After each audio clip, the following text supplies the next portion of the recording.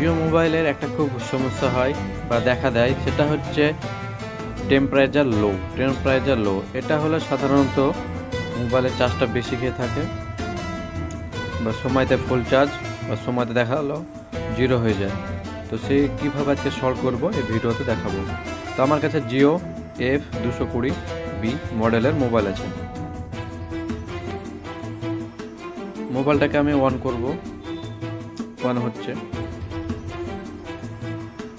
On হয়ে গেছে, temperature লো দেখাচ্ছে। ঠিক আছে, এবার খুলে এটাকে সোল্ডিং কীভাবে করা যায় দেখা যাচ্ছে। এখানে ব্যাটারির যে মাঝখান পিন আছে 3টে পিনের মধ্যে, সেখান থেকে নিয়ে আশপাশে যত ক্যাপাসিটার আছে সেগুলোকে চেক করে দেখব কোনোটা প্রবলেম আছে কিনা। যদি নষ্ট থাকে সেক্ষেত্রে এটা হয়ে থাকে।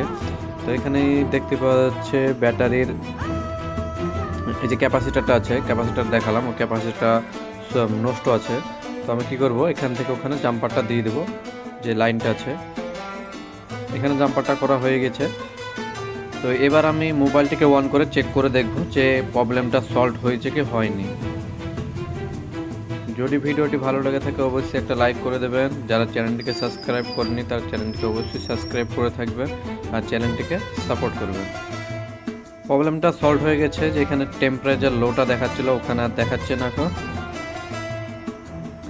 ফুল ভিডিওটি দেখার জন্য ধন্যবাদ। আবার নেক্সট ভিডিওতে দেখা হবে।